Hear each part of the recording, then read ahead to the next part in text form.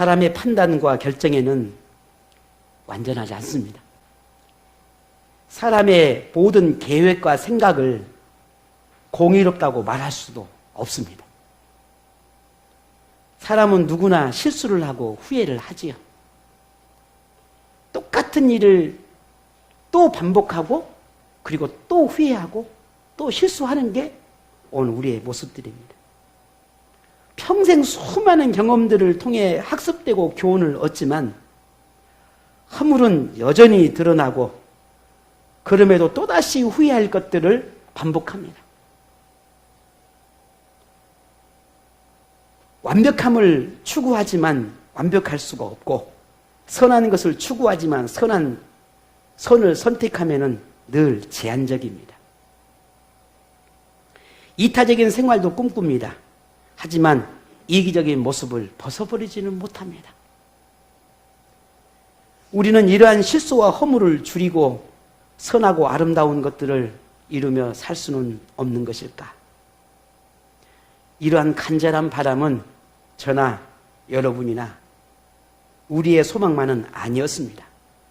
그 꿈을 이루며 행복한 삶을 살았던 오늘 본문의 다윗이라고 하는, 우리가 계속해서 살펴보고 있는 이 다윗이라고 하는 인물을 통해서 우리는 그 사람의 삶이 그리했다는 것을 우리 성경을 통해서 만나게 됩니다. 물론 그의 삶이 완벽했다거나 흠이 없었다는 것은 아닙니다. 하지만 그의 삶에는 무언가 특별한 것이 있었습니다. 그의 인생에는 뭔가 특별한 것이 있었습니다. 그의 인생에서는 가시밭과 같은 그런 삶을 만나기도 했지만 결국은 그의 모든 가시가 다 거두어지고 꽃길로 바뀌는 그런 놀라운 은혜를 경험했고 고통 속에서 평안을 누리는 그런 특별한 삶을 살아냈던 이가 다윗이었습니다. 다윗은 이렇게 그런 삶을 어떻게 살 수 있었을까? 다윗에게는 무엇으로도 바꿀 수 없고 대체할 수도 없는, 자신의 모든 것을 포기할 수도 있어도 결코 버릴 수 없는 그의 삶의 용기요 힘이요 방향이요 목적인 유일하신 하나님이 그에게 있었기 때문입니다. 하나님을 섬기는 것이 다윗에게는 최고의 기쁨이요 인생의 행복이었습니다. 다윗은 이토록 유일하신 하나님을 섬길 수밖에 없는 이유가 무엇인지를 오늘 본문을 통해서 특별히 드러나고 있습니다. 오늘도 우리는 이 하나님께서 다윗을 통해서 말씀하시는 그 하나님을 우리가 만나기를 원합니다. 하나님은 완전하시고 실수가 없으신 분이십니다. 여러분 믿으십니까? 조금 전에 우리는 실수에 대한 이야기를 잠깐 언급했습니다. 참 실수가 많아요. 제가 지금 여러분이 조금 전에 말씀드렸던 이것도 판단이 옳은 것인지 그릇된 것인지 그렇게 해도 될 수 있을지 없을지 솔직히 제 마음에 아직 분명한 확신이나 뭔가 그게 옳은지 그른지도 결단이 서지 않는 부분이 분명합니다. 그렇게 우리는 무능합니다. 알고 있으면서 모릅니다. 할 수 있을 것 같아도 하지 못하는 게 우리입니다. 그러나 하나님은 그렇지 않습니다. 완벽합니다. 완전하십니다. 실수가 없으십니다. 혹시 오늘 코로나 이 사태가 하나님의 실수였을까요? 아닙니다. 전 세계가 이렇게 힘들고 아파하는 것이 하나님의 실수였을까요? 아닙니다. 어떤 사람에게도 불의하다거나 혹은 불공평하다라고 하는 그런 판단을 받지 않으시는 그런 완벽하신 분이 하나님이십니다. 그래서 불완전하고 유한한 인간이 의지하고 신뢰할 수 있는 하나님을 이 믿음의 대상으로 여긴다라고 하는 것은 인생에서 가장 중요하고 반드시 필요한 선택입니다. 이러한 점에서 하나님을 믿음의 대상으로 삼는 오늘 저와 여러분은 인생 최고의 선택을 하신 것입니다. 진짜입니까? 어젯밤에 설교를 좀 마무리하고 막 이제 자려고 하니까 제 아내가 무슨 뭘 보고 있던데, 신천지 뭐 이렇게 나와가지고. 보셨어요, 혹시요? 그것이 알고 싶다? 뭐 그거든가요? 신천지가 나와서 잠깐 보도록 하더라고요. 참 가슴을 치고 기가 막힌 일은 정말 하나님 말씀 앞에 아멘을 해야 되는데 이만이 무슨 야구진 말에 아멘을 하고 있다는 게 나는 좀 기가 막힐 일. 그래서 여러분 아멘 안 하신 건 아니죠? 신천지같이 보일까봐? 참 희한해요. 왜 그런지 모르겠어요. 내가 하는 행동이 신천지가처럼 보일까봐, 이단처럼 보일까봐 왜 무서워하는지 두려워하는지 나는 그게 이해가 안 되는 거예요. 우리가 더 잘해야 될 거 아니에요. 아니 더 잘하고 못하고가 뭐가 있어요. 우리가 하는 게 맞는 거예요. 그들이 틀렸어요. 아, 이해가 잘 안 돼요?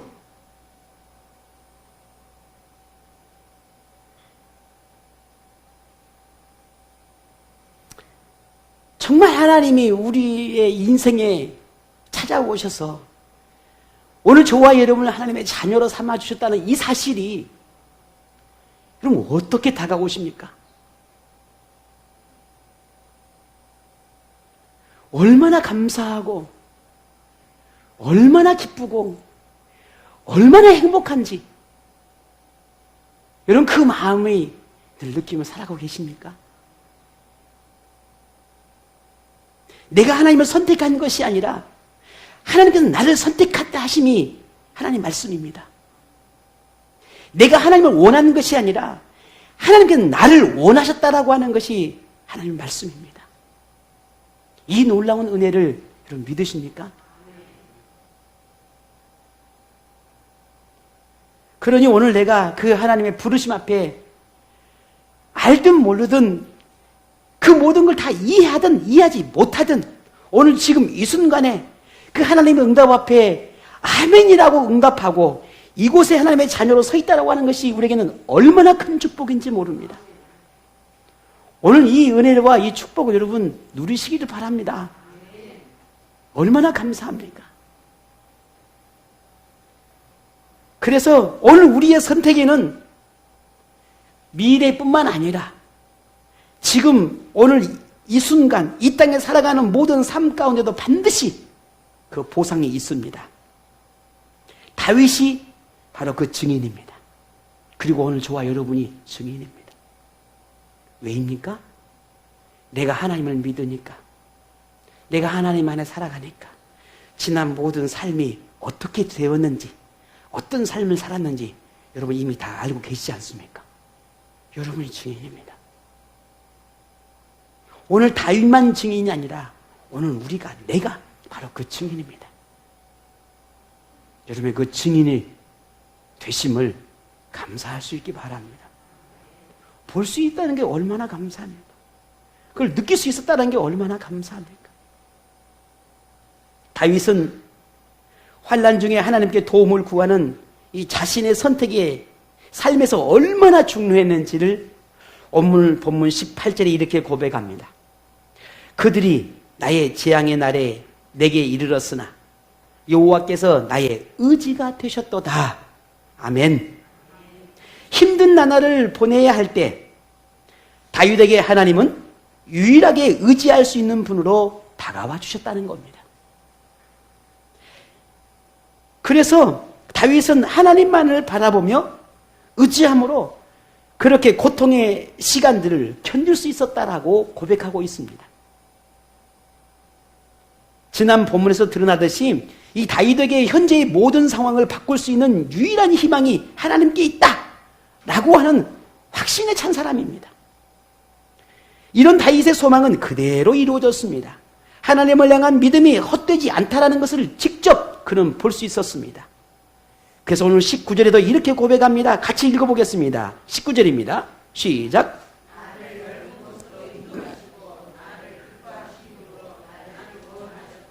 아멘.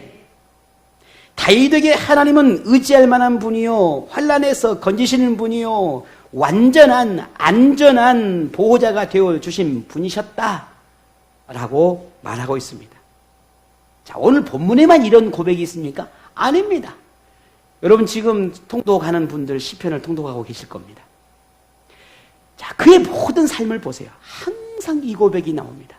모든 사건마다, 모든 환경마다, 모든 상황마다 항상 하나님에 대한 고백은 뭡니까? 나의 피난처, 나의 요새, 나의 의지, 나의 힘, 나의 능력.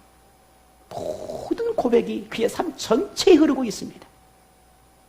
오늘 본문에 역시나 그런 믿음의 고백이 변함없이 나타나고 있습니다. 어제도 그랬고 1년 전에도 그랬고 10년 전에도 그랬고 20년 전에도 다윗은 하나님을 향한 믿음의 고백이 그리했습니다. 지금도 그렇습니다.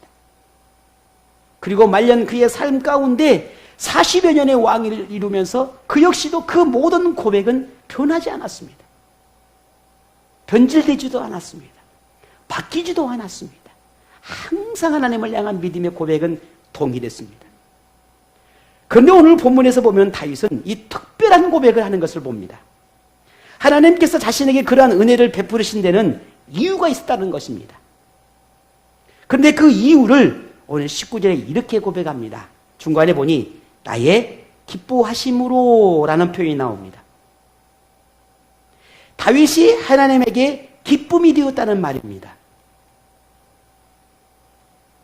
하나님에게 다윗은 모든 소원을 그가 원하는 모든 것을 다 들어주고 싶은 자녀였다는 말입니다. 하나님에게 이 다윗은 다윗이 원하는 그것이 무엇이든 육체적인 것뿐만 아니라 그의 마음까지도 다 달래주고 싶은 그런 자녀였다라는 고백입니다.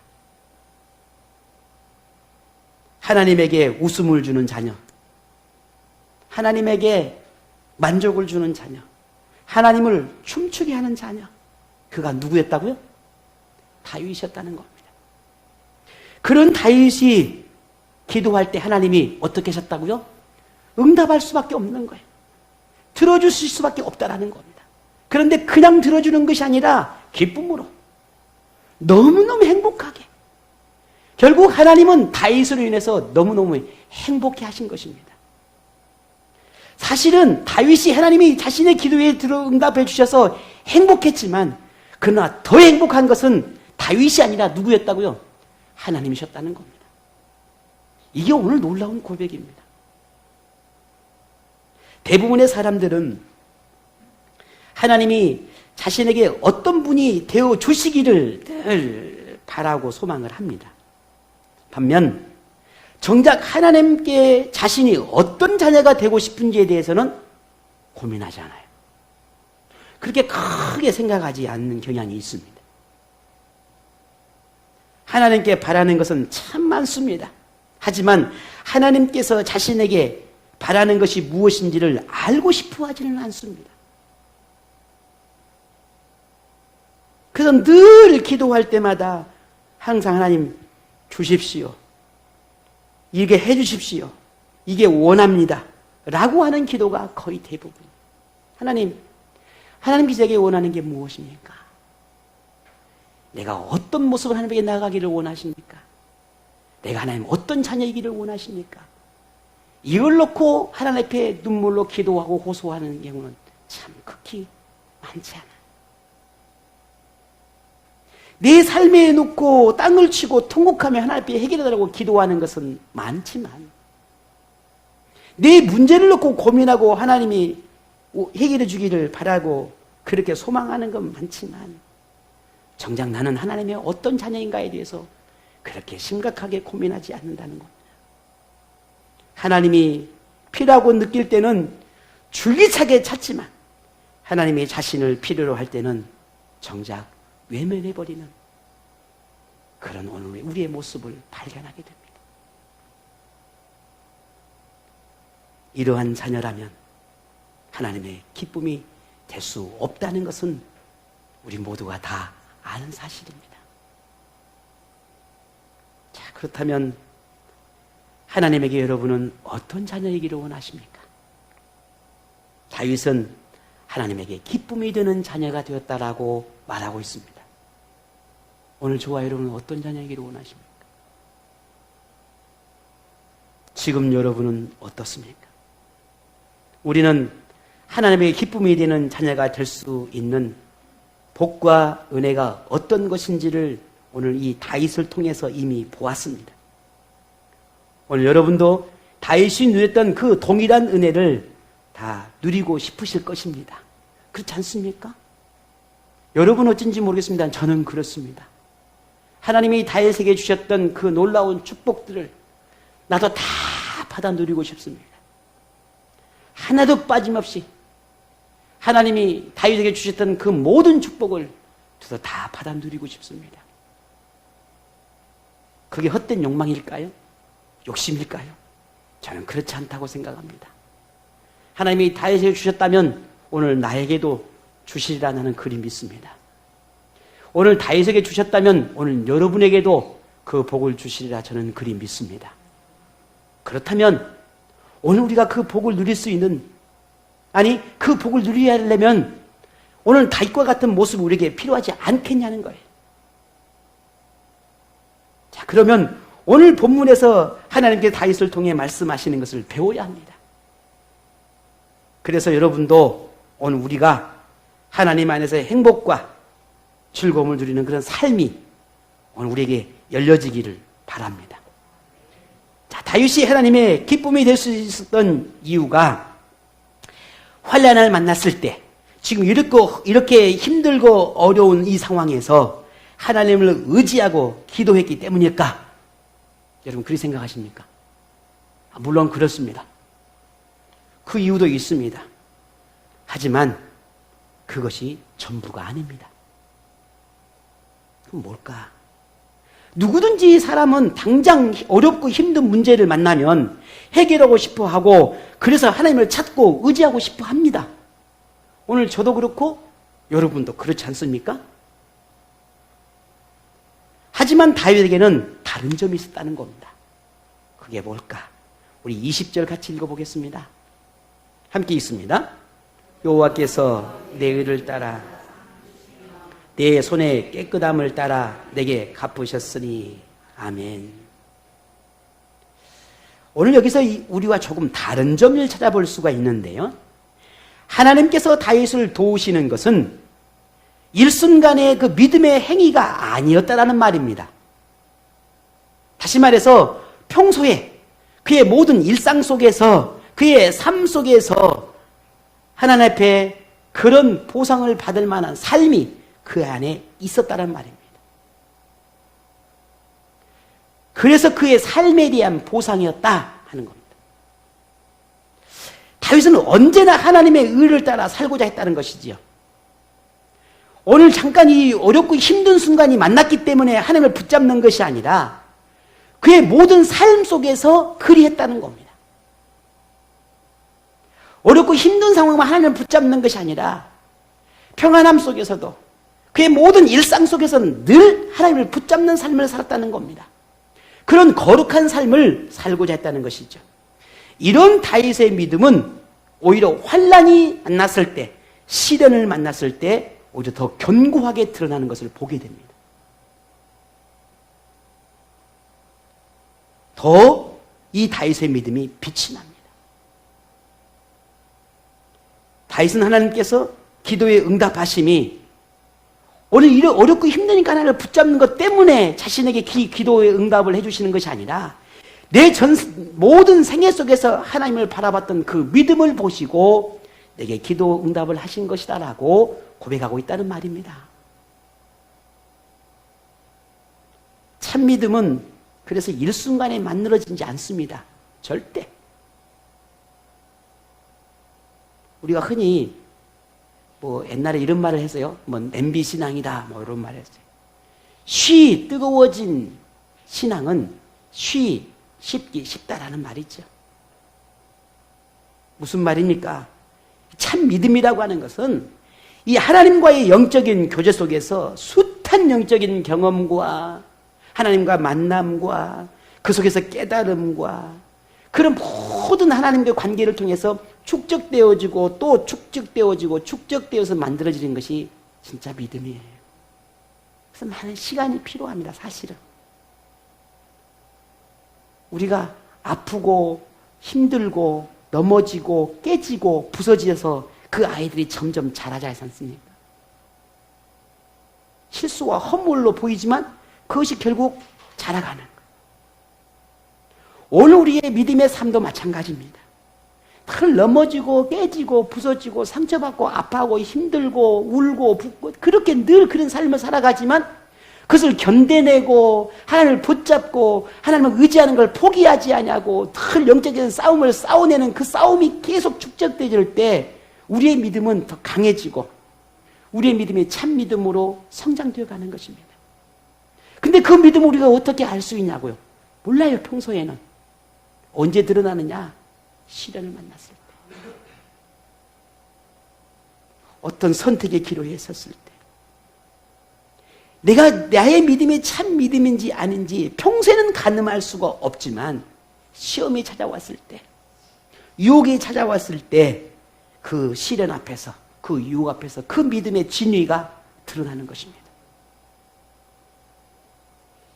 오늘 여러분이 하나님에게 기쁨이 되는 자녀인지 확인하고 싶다면, 여러분의 믿음이 어떠한지 알고 싶다면, 여러분이 시련 앞에서 세상과 하나님을 선택해야 하는 순간에 인생에 무엇이 내 인생을 가장 중요하게 여기는지, 삶의 우선순위가 무엇인지를 가만히 생각해 보시면 곧 그것이 오늘 여러분의 믿음의 정도입니다.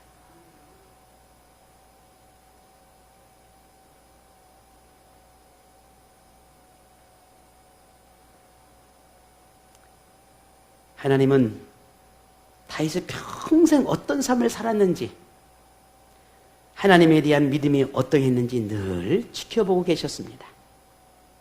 그래서 그의 삶의 전체를 다 알고 계십니다. 다윗의 믿음의 진가는 환난을 만났을 때 그야말로 완벽하게 드러났습니다. 다윗의 믿음은 어떤 상황에서도 흔들리지 않았고 힘들고 어려울수록 더욱 하나님을 의지하며 하나님을 바라보았습니다. 다윗의 믿음은 진짜였습니다. 오늘 여러분의 믿음이 진짜이기를 바랍니다. 진짜가 돼야 돼요. 짝퉁되지 말라는 거예요. 그냥 전라도 말로 그냥 비스구름하게 보이면 안 된단 말이죠. 진짜가 돼야 한단 말이에요. 진짜. 도금해 놓은 금이 아니라 진짜 금이 되시란 말입니다. 그럴듯하게 보이는 믿음이 아니라 진짜 그런 믿음 되시라는 겁니다.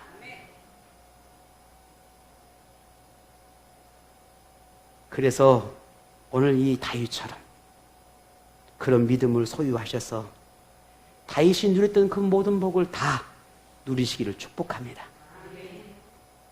오늘 다윗은 이어서 21절에서 23절에 보게 되면 평소 자신이 어떻게 의로움과 거룩함을 지키며 그렇게 살았는지를 하나하나 고백하고 있는 걸 보게 됩니다. 오늘 이 고백들을 저는 세 가지로 간략하게 요약을 해보려고 합니다. 먼저 21절에 보니까 이는 내가 여호와의 도를 지켰다라는 표현이 나옵니다. 이와 똑같은 의미의 말을 다음 22절에 이렇게 말합니다. 그의 모든 규례가 내 앞에 있고 내게서 그의 율례를 버리지 아니했다라고 했습니다. 여기에서 도나 규례나 율례는 무엇을 의미하겠습니까? 하나님의 말씀, 율법을 의미한다고 할 수 있습니다. 그 모든 말씀을 어떻게 했다는 겁니까? 지켜 행했다라는 겁니다. 다시 말해서 순종의 삶을 살아냈다라는 의미입니다. 하나님을 가장 중요하게 여기고 삶의 유일한 분을 여기며 그렇게 살았다라는 말입니다. 그런데 한순간에 그렇게 한 것이 아니라 평소에 모든 삶이 그리했다는 겁니다. 그리고 두 번째 보니 21절에 이어서 이렇게 말하죠. 악하게 내 하나님을 떠나지 아니했다라는 말이 나옵니다. 이런 악을 범함으로 하나님을 멀리하지도 하나님을 배반하지 않았다는 말입니다. 자신의 유익과 편리를 따라 살고자 하는 그 인간의 욕구를 따라 살지 않았다는 말이지요. 이것이 다윗이 그토록 거룩함을 추구하고 세상과 구별되어 살고자 했던 그의 삶을 이렇게 고백하고 있습니다. 그리고 마지막 세 번째 말합니다. 23절을 같이 읽어보겠습니다. 23절입니다. 또한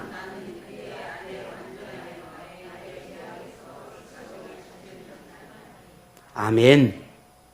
이 말씀 안에는 자신이 완전히 죄가 없이 살았다는 그런 의미가 아니라 하나님의 거룩함을 따라 깨끗한 삶을 살고자 얼마나 열정적으로 살았는지에 대한 의미를 여기서 볼 수 있습니다.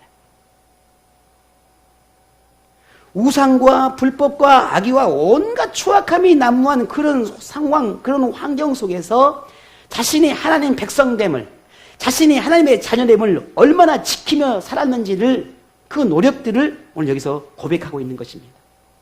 나는 하나님의 자녀야, 나는 하나님의 백성이야 라고 하는 고백입니다. 그러한 선택이, 그렇게 하나님의 백성으로 산다는 것이 얼마나 힘들고 고달픈지, 하나님의 말씀을 붙잡고 살아가는 것이 참 어렵고 힘들다는 것이 누구보다 그가 알았던 사람입니다. 세상을 포기하고 하나님을 붙잡고 그 어떤 것보다 하나님을 더 사랑하고 심지어 자신의 가족보다 하나님을 더 사랑하고자 했던 그 다윗, 그의 삶이 얼마나 힘들고 고민과 갈등이 찾아왔는지 누구보다 가장 잘 아는 자가 다윗이었습니다. 그럴수록 그에게는 더욱 수많은 유혹과 시험이 끊이지 않았습니다. 그럼에도 불구하고 오늘 다윗은 스스로 자신을 지켰다라고 말하고 있습니다. 대단한 고백이지요. 스스로 나는 그것을 알았기에 나는 지켜야만 했다. 나는 그걸 지키지 않으면 안 되었다.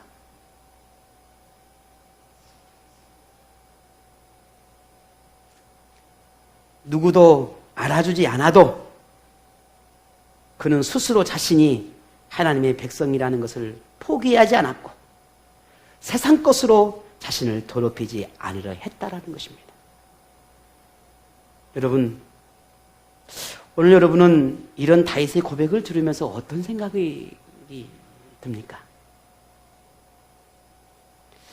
저는 오늘 말씀을 준비하면서 참 역시나 이렇게 이런 생각이 들었습니다. 어떻게요? 이거라고요. 이거 한마디. 참. 그가 하나님 앞에 부끄럽지 않기에 얼마나 열정적으로 살았을까를 조금은 느끼게 되었습니다. 죄를 행하지 않는 완벽한 삶을 사는 것이 아니라 하나님의 말씀에 따라 순종의 삶을 살고자 했던 그의 노력이 얼마나 컸을까?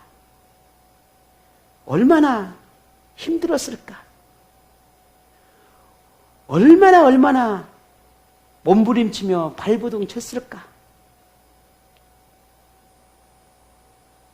사람보다 하나님을 더 두려워하는 생활을 하고자 했던 그의 모습을 저는 느낄 수 있었습니다. 매일매일의 삶을 하나님과 동행하며 한순간도 영적으로 흐트러지지 않고자 했던 그의 평소의 삶이 어떠했는지를 조금은 엿볼 수가 있었습니다. 위기를 만날 때 하나님을 찾고 필요에 따라 하나님을 찾는 것이 아니라 그의 모든 삶 전체가 하나님과 동행하는 삶이 되었고 하나님과 함께하는 생활을 이루어갔고 하나님 곁에 머무는 생활이었다 하는 것입니다. 이것이 다윗의 평소의 모습이었고 하나님이 다윗을 사랑하는 이유였고 다윗의 기도에 응답하시는 이유였고 다윗을 아끼고 기쁨으로 여겼던 이유였습니다. 오늘 이 놀라운 은혜가 오늘 저와 여러분 가운데 임하기를 원합니다. 오늘 저와 여러분이 진정으로 다윗처럼 모든 기도에 응답을 받고 복을 누리는 삶을 꿈꾼다면 매일의 생활이 어떠해야 한지를 우리는 다윗을 통해서 배우게 됩니다. 우리 중 누구도 세상을 등지고 살 수는 없습니다. 물론 하나님도 그런 삶을 원하지 않습니다. 그러나 하나님이 원하는 사람, 하나님께 속한 사람, 하나님의 기쁨이 되는 사람, 하나님에게 합당한 사람은 그렇지 않는 사람과 구분될 수 있어야 합니다. 하나님의 복을 누리는 사람, 하나님의 은혜를 받는 사람과 그렇지 않는 사람은 구별되어야 합니다. 하나님은 모든 사람에게 복을 주시기를 원하십니다. 하지만 그 대상은 따로 있습니다. 하나님 안에 들어올 때 하나님의 기쁨이 되는 자녀, 그들에게 하나님은 차고 넘치는 은혜와 복을 허락하신다고 하는 사실들을 오늘 잊지 않기를 바랍니다. 많은 그리스도인들이 착각하는 것 중에 하나님을 믿는데 왜 복을 주지 않을까? 나는 하나님을 열심히 믿는다고 믿는데 왜 내게 응답을 주지 않을까? 지금 그 어느 때보다 힘들고 어려운 시기인데 왜 나를 이 상황에서 벗어나게 하지 않을까? 하나님 정말 살아계신 분 맞는가? 그런 의문을 가졌습니다. 그런데 그 의문에 대해서 오늘 다윗이 우리에게 답을 말합니다. 모든 생활 속에서 당신은 하나님과 동행하는가? 지금 이 순간만 하나님을 붙잡는 것이 아니라 당신의 지난 모든 생활 속에서 하나님 말씀에 순종하는 생활을 했는가? 지금 이 순간만 하나님을 필요하니까 붙잡는 것이 아니라 당신의 모든 삶이 하나님 앞에 거룩함을 가지고 살았는가? 라고 오늘 우리에게 묻고 있는 겁니다. 그리고 다윗은 놀라운 고백을 하게 되는데 그게 본문 25절, 26절에 이렇게 말합니다. 자비로운 자에게 주의 자비하심을 나타내시며 완전한 자에게는 그의 완전하심을 보이시며 깨끗한 자에게 주의 깨끗하심을 보이시며 악한 자에게는 주의 거스르심을 보이시린다. 아멘. 이 말씀 안에는 하나님은 누구에게 은혜를 베풀 만한 자에게, 하나님은 복을 베풀 만한 자에게 그에게 은혜와 복을 베푸신다는 의미입니다. 한순간의 행위가 어떠하느냐가 아니라 모든 삶 속에서, 모든 생활 속에서 믿음의 행위를 따라 살았는가? 그의 삶을 보시고 그의 믿음의 보상을 하신다는 말씀입니다. 평소 하나님과는 상관없는 생활을 하고 하나님 말씀에 순종하는 생활이 없는데 기도의 응답을 기대한다면 우상을 섬기는 것과 뭐가 다르겠냐는 거예요. 여러분 보세요. 만약에 우상을 섬기는 사람 어떻습니까? 자기 마음대로 살아요. 그러다가 갑자기 도움이 필요한 거예요. 성질에서 이런 말을 하면 안 되는데 거시기 뭐시기 하면서 찾아가면서 막 빌잖아요. 평소에는 뭐 생각하지도 않아요. 그러다가 갑자기 뭔가 도움이 필요하고 힘이 필요하니까 막 무슨 뭐시 찾아가면서 막 구하는 거예요. 만약 오늘 우리의 삶이 평소에는 하나님과 아무 상관없이 삶을 살다가 그래도 자신의 마음의 믿음의 사람이라고 생각하니 지금 그 어느 때보다 하나님의 도움이 필요하니까 하나님 이게 우상을 숭배하는 거 뭐가 다르냔 말이에요. 아무것도 다른 게 없죠. 똑같잖아요. 자기 마음대로 살다가 하나님도 외면하다가 하나님이 뭐 필요한 전지 모르다가 갑자기 필요하니까 이게 우상을 섬기는 것과 뭐가 다르겠는가? 정말 우리가 하나님을 살아계신 분으로 믿는다면 하나님을 인격적이라는 분인 것을 인정해야 합니다. 하나님이 인격적인 분이다라고 하는 것을 우리가 인정한다라고 하는 것은 하나님은 보고 듣고 생각하고 느끼신다는 겁니다. 그냥 가만히 마음부석처럼 있다가 그저 우리가 하나님 믿음의 사람들이 기도하면 그 소리를 듣고 뻐끔 이발하는 것이 아니라 그의 마음과 생각과 영혼까지 우리와 함께 교제하고 교감하기를 원하신다는 말입니다. 그 한순간의 교감이 아니라 모든 삶 전체에서 말이죠. 이게 하나님이 살아계신 분이라는 증거입니다. 우리가 믿는 바는 그 하나님은 그런 하나님이십니다. 그런 하나님을 필요할 때만 찾고 다급할 때만 찾고 마치 하나님을 일회용품처럼 여긴다면 그 사람의 기도에 응답하시겠는가 하는 거예요. 오늘 다윗의 고백에서는 결코 그런 하나님을 찾아볼 수가 없습니다. 그래서 다윗은 깨달았습니다. 무엇을 깨달았을까요? 마지막 이렇게 고백합니다. 다 같이 읽습니다. 22절입니다. 시작.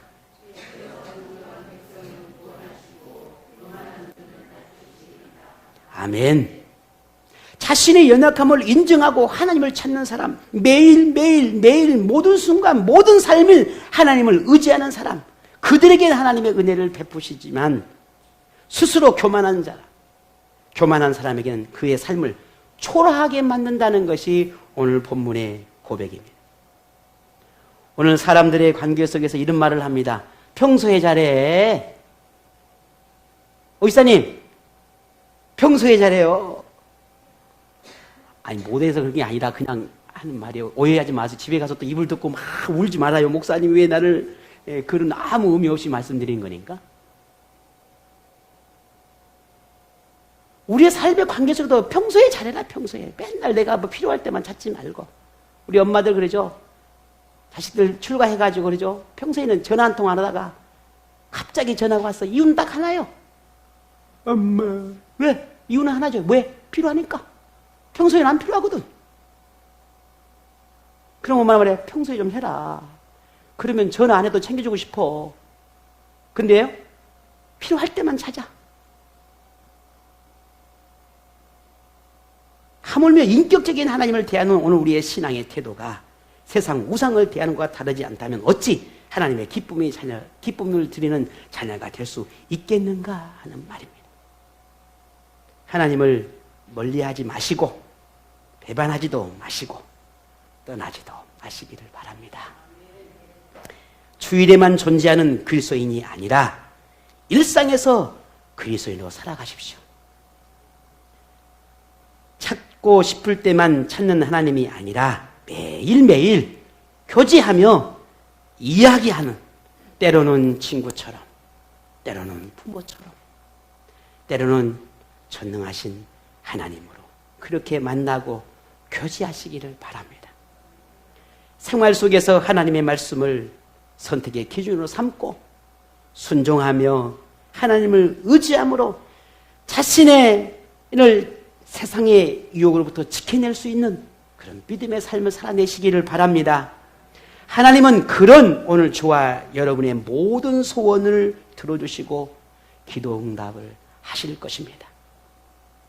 오늘 여러분을 인하여 하나님이 기뻐하고 그 기쁨으로 인하여 여러분에게 은혜와 복을 베푸시는 인격적인 하나님을 오늘 이 한 주간 내내 매일매일 모든 순간 매시간 만남을 통해서 만족과 행복을 누리는 그런 삶이 일주일 내내 여러분 삶 가운데 이어지기를 주님으로 축복합니다.